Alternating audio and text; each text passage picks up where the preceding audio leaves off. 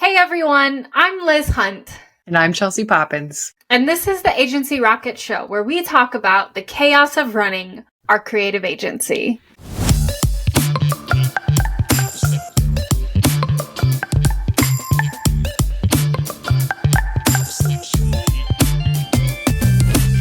Yeah.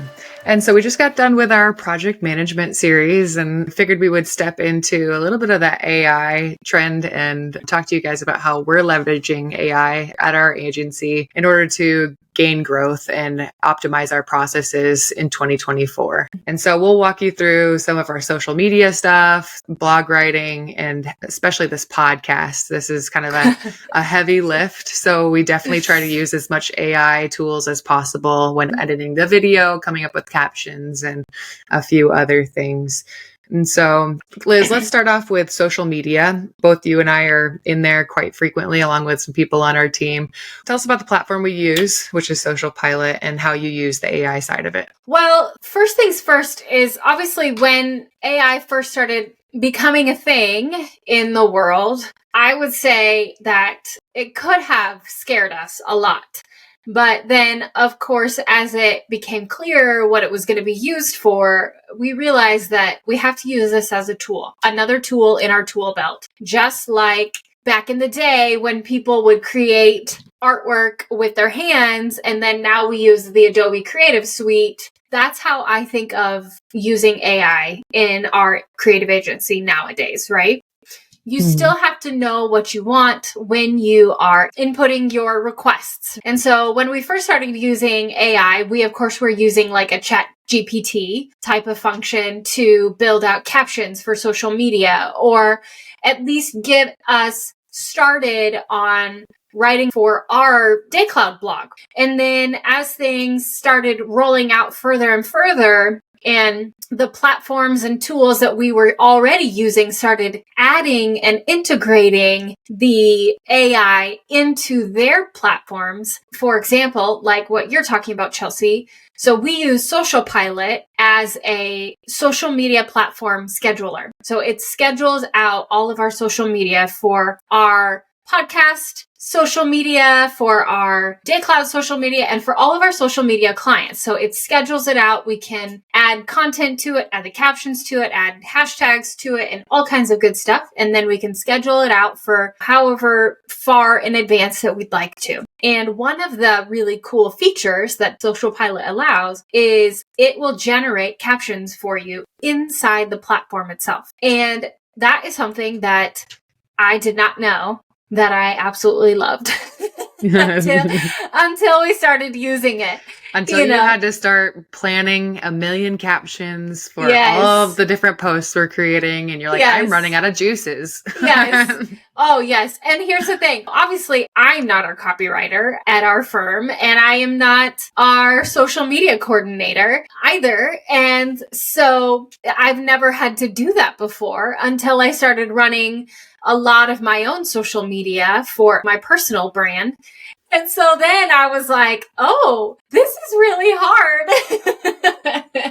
This requires a lot of effort.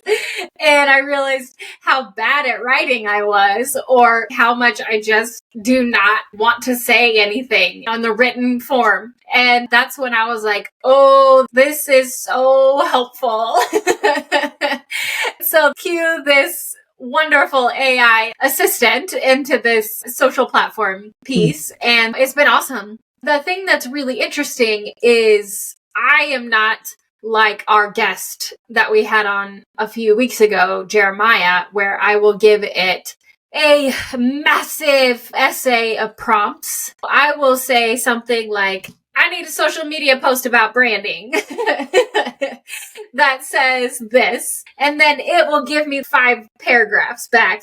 And the thing is that in the end, I always find something that I can use. So I'm always like moderately happy with what I get. It checks the box of like, I've got my captions. They're great. Yeah. If anything, it just provides you with just like a prompt in and of yourself to kind of be like, all right, I can work with something here. And yes. I think what you mentioned that was really valuable is that you are not the social media manager. You are not the copywriter of your team, but at a fast-paced agency like us, jack of all trades, master of none, put on a different hat every single day. And so when our Yeah. copywriter or social media manager is busy with actual client work or busy with something else, it allows you and me to step into a role that's not typically ours and to still produce quality work and to get things done. Yeah. Well, and I do want to clarify, I don't do this for any clients. Yeah.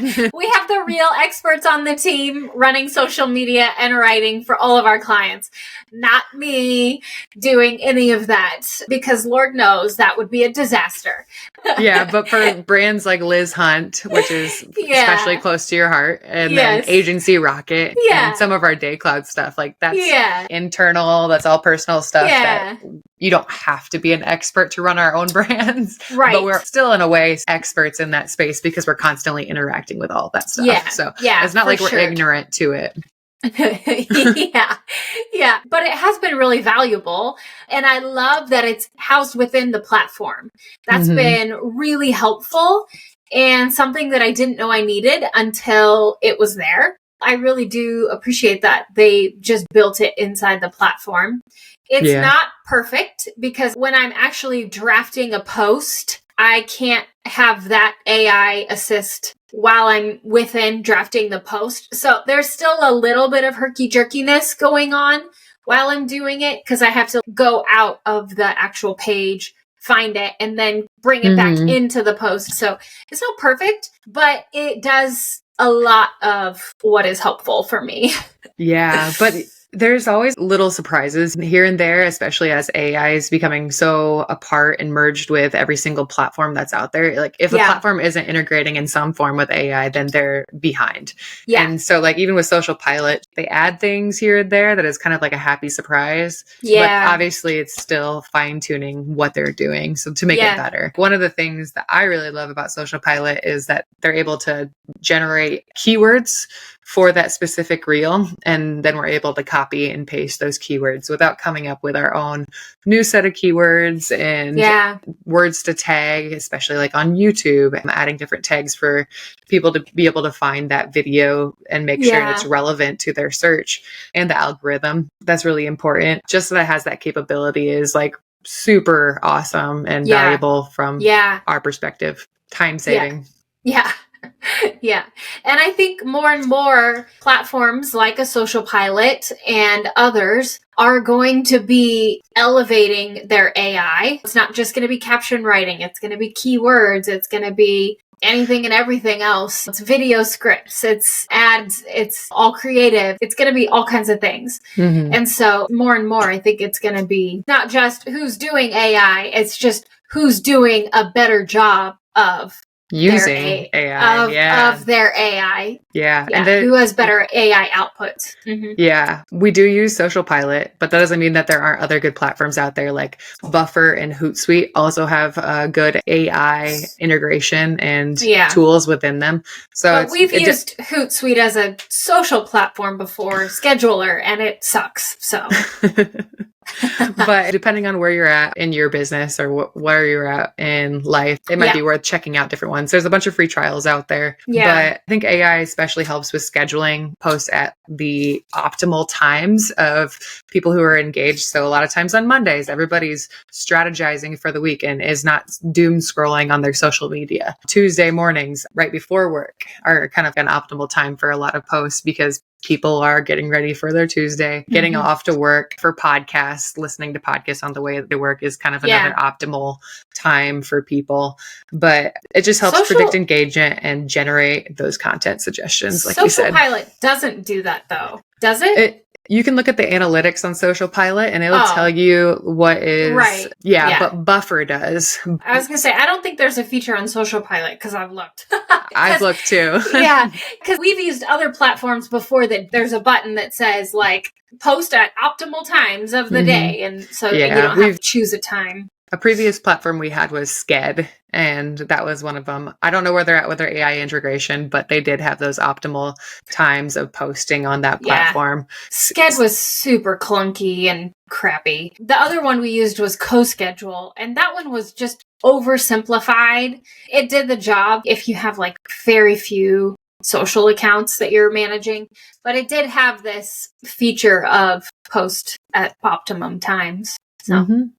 Yeah. And while we're on social media, a lot of people use Canva for graphic design creation. They also have some really cool AI functions. I know you're going to hate me, Liz, because you're Chelsea, Hey, you cannot. No, I can plug this one because No. I've actively used it on Canva for graphic design AI generation. Okay, And but that is no. What do you mean, no?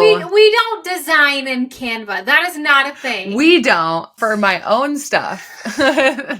Chelsea, you work at a creative agency. You cannot talk about designing things in Canva. That's I'm illegal. talking about clients who aren't hiring a designer to create their social media and are using their brand kit in social media, because we have created brand kits for clients in the past to create their own stuff. Don't tell people that. What do you mean? It's embarrassing. It is against the graphic design law to do anything in Canva.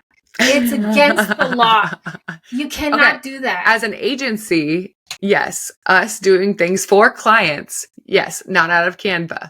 But as a client trying to create, or even just me, who's not a designer, creating my own graphics for podcasting, I use Canva. Just like wearing multiple hats at an agency and trying to get things done for our personal accounts, I use Canva because I don't know how to use Adobe Illustrator. I'm not a graphic designer. So things like Canva and having the ability to help me create and utilize some of those AI clunky generating things is helpful for me. Yeah. I'm not going out there and saying agencies need to adopt Canva and reduce the quality of the work they're producing, but I'll fight you on that one. Well, okay. So we use Canva for people on our team that don't know are disabled design. Yes, that cannot use the Adobe Creative Suite, but it's used for like marketing presentations. That's our presentation software. Instead of using Microsoft PowerPoint or something like that, we use Canva because it has some features that we prefer. Mm-hmm. And sometimes our designers don't have capacity for admin work or the presentations and sometimes proposals. Yeah. We don't need to be wasting our designers' time on those kind of things. Yeah, all of our proposals are in Canva because it's simpler, it's easy, it's quick, and it has a lot of great easy outputs too. Like you can send a website link, all kinds of stuff. Mm-hmm. But designing things in Canva, oh lordy. Yeah, I know we can't do that. You're to the nines on the design stuff. I am not. For me personally, I'm not against Canva. Oh, Chelsea, I'm a designer, Liz. Did you not know that? You are not. If you design in Canva, you are not a designer. That is not being a designer. I will be a self-proclaimed designer. Oh God. Although I will say that's probably how people back in the day who like drew everything and hand painted all the signs and everything. That's probably how they felt originally about all of us who did everything digital. That's probably how they felt about us. So maybe. Yeah. Goodness. All right. So moving from social media to blog writing, especially on DayCloud stuff. We've kind of used ChatGPT as one of our platforms that kind of helps us create it. The blog writing kind of goes hand in hand with some of the podcast stuff where we're generating show notes, which we'll talk here in this next phase. Mm-hmm. But as far as just standard blog writing, I find ChatGPT super useful if you are kind of in a brain fog to come up with topics that are relevant. If you've constantly written topics for agency life for SEO purposes, it'll help rejuvenate those juices. Give me 10 blog topics to post this month that are relevant and trending and kind of like hot topics for this year. And it'll come up with a bunch of them. And then you can pick one and it'll be like, hey, create a blog post with great keywords that's SEO friendly, utilizing this topic. And then you can even fine tune it, just like Jeremiah had said, is like giving ChatGPT more prompts in order to get to where you want. He also said, I haven't figured this piece out. He said you could train it to speak like you in your voice or your client's voice in gearing it towards a specific audience. So I haven't fully figured that out yet, but that's something to look into. Yeah, that's cool. And it also helps with meta descriptions alongside those blog posts. If you're generating a website, I know this isn't blog specific, but you could also help it create those meta descriptions for that specific page. Like you can copy and paste that URL link for that page to be like, hey, give me a meta description that helps pull in the SEO keywords for this page so that it ranks higher. Take a step back and explain what meta descriptions are and why we use them. Yeah. So meta description, common lingo. You're right. Good call. So meta descriptions are the thing that you really pay attention to when you're developing a website and making it SEO friendly. When you search for something, let's say like cupcakes near me, that's the first thing that came to mind because it's Ryan's birthday today. Happy birthday, Ryan. Yeah.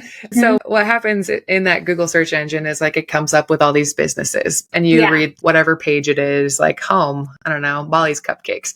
And then there's a description underneath. And that description underneath, that's kind of like telling you what that page is about. That's the meta description.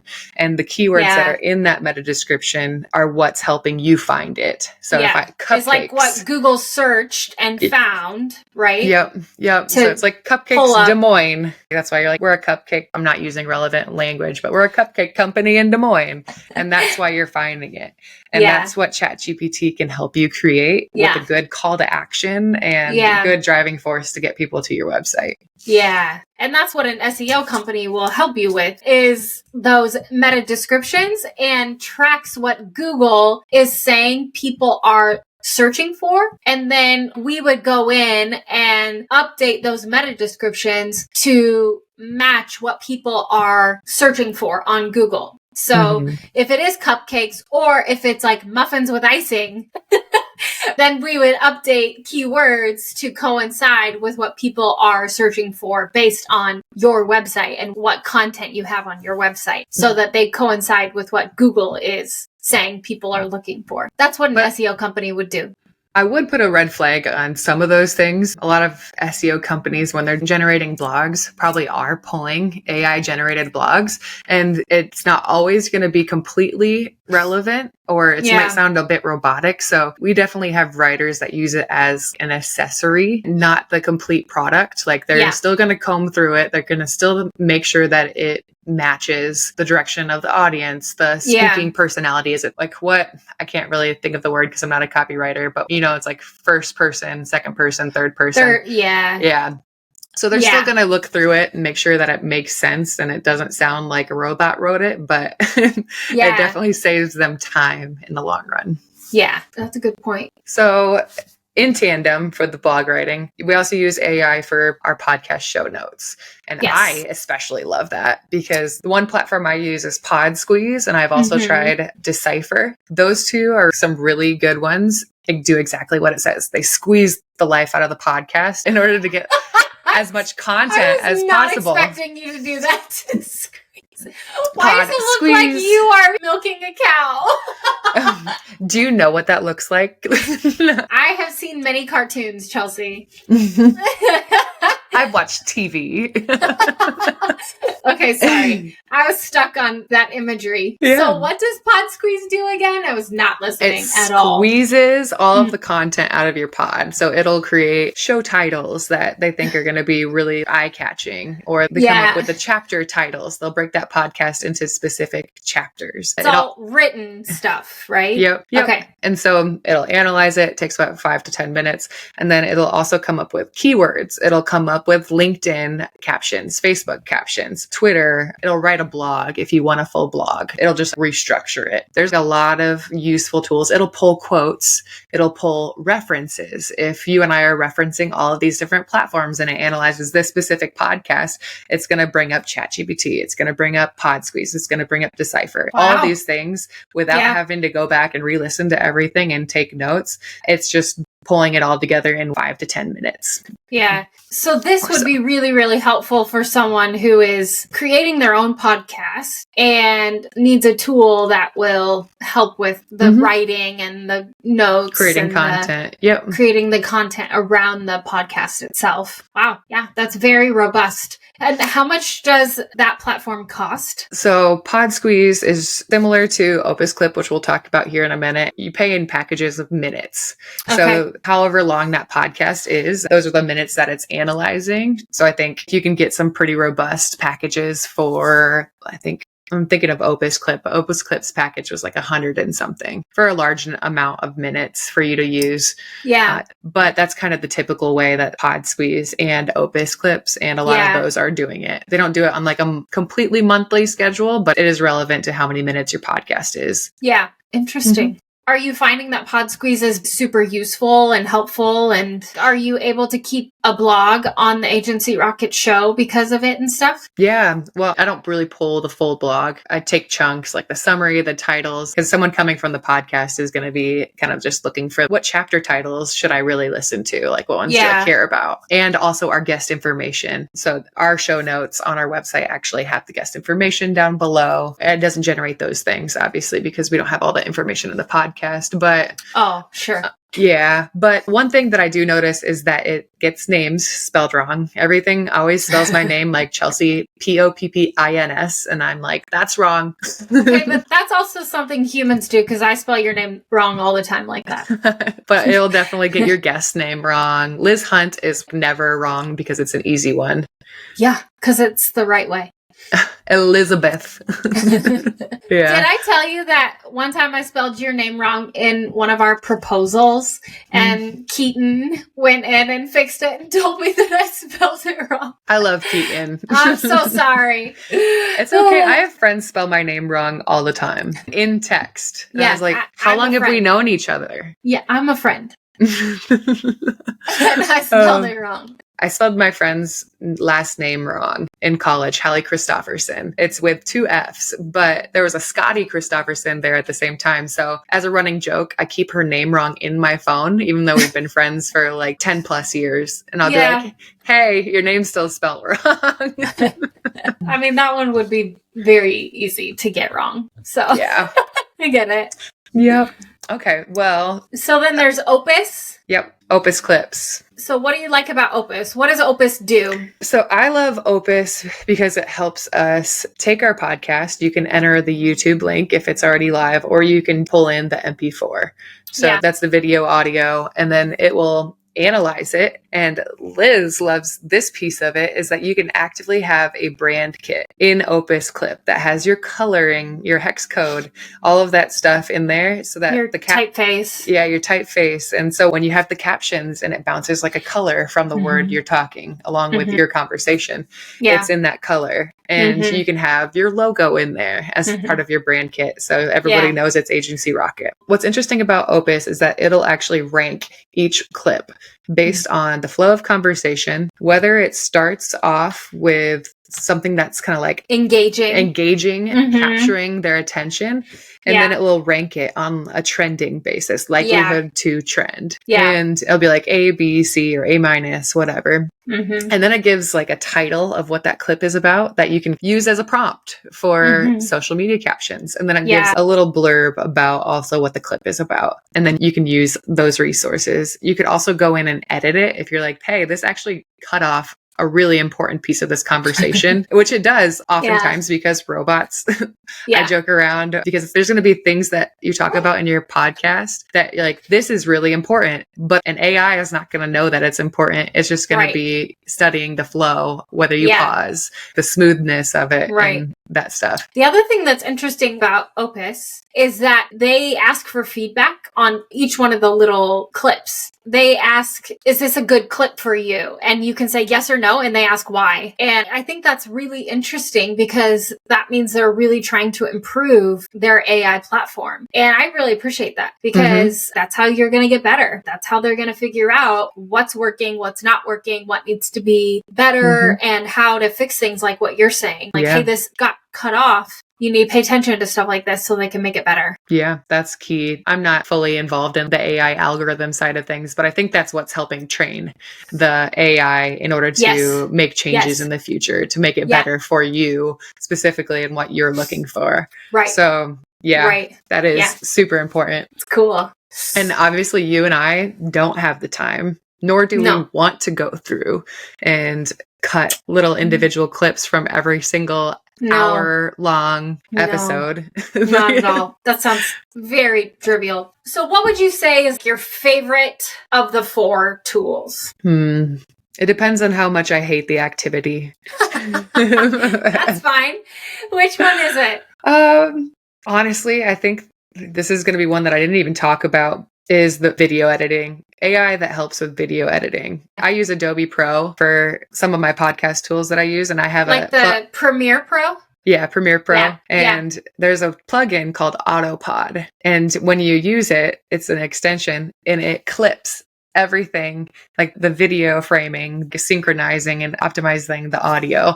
Yeah. And just to not really have to go through, I mean, you still have to go through and cut pieces of conversation out, but just streamlining it. So I love that. I didn't talk about it, but of the ones that we talked about, I think I find the most use out of, I think I like the PodSqueeze and the Deciphr because I don't want to create content for the podcasts. Yeah. I think for me, it's probably Opus because I'm all in on videos for social media right now. And I think that is providing so much value for what we're trying to accomplish. And so I appreciate that a lot. I think it gives so much time back to our lives. Mm-hmm. And I just appreciate that so much. And for what we pay versus what we get, being time and all the videos and everything that we get for it, I just think it's the bang for the buck. Bang for the buck is pretty high dollar. So, that's great. Good stuff. Well, those are just 4. There are probably more than 4 ways that we leverage AI for growth in 2024. So hope you enjoyed the podcast. Hope you learned something. And we would actually love to hear any AI tools that you guys might hear. If you want to reach out to us, we would love to engage with you and see if there's any programs we can add to our agency and streamline our processes. So feel free to reach out. Make sure you like, share, follow, and share this podcast with anyone you think would be interested. Woo! Bye, bye, bye. Bye, bye, bye.